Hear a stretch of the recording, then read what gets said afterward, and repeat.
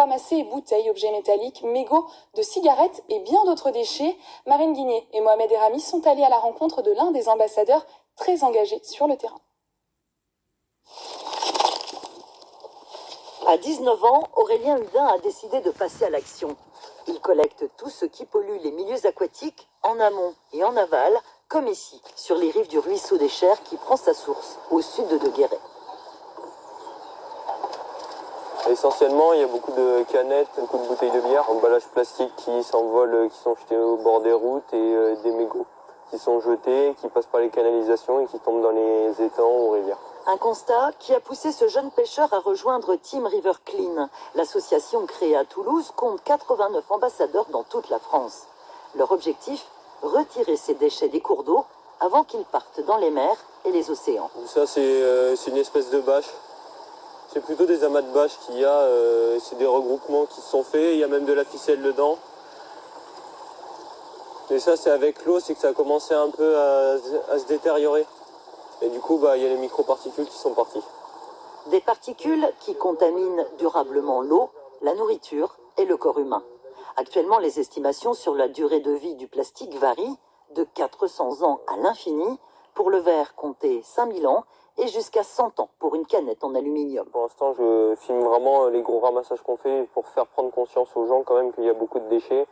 Et comme l'association, c'est des pêcheurs youtubeurs qui l'ont créé, c'est pour prendre conscience soit aux pêcheurs ou soit aux gens qui marchent ou qui jettent, qu'il faudra arrêter.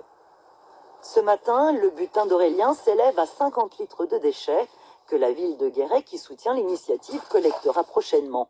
Les dépôts sauvages, un fléau en ville comme en zone rurale. On a fait à peu près 250 signalements sur le département avec l'application Trash Spotter. On est allé à Vassilières, Saint-Victor, tout autour des rivières, que ce soit sur la Gartempe, sur la Creuse, sur le Torion.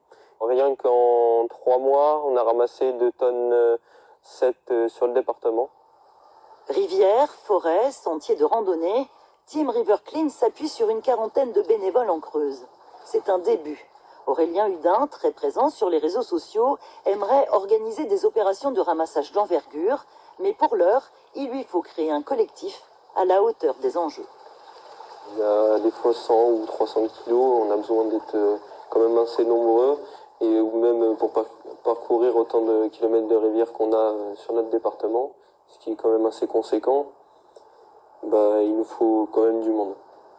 Et aussi, on invite les gens, pas spécialement, ils peuvent nous aider en tant qu'association, mais aussi en tant que citoyens, de ramasser des fois les déchets au bord de l'eau quand ils marchent, ou de nous les signaler sur l'application, ce qui peut nous aider aussi.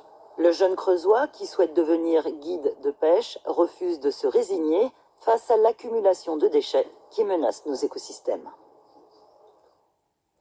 Les sports olympiques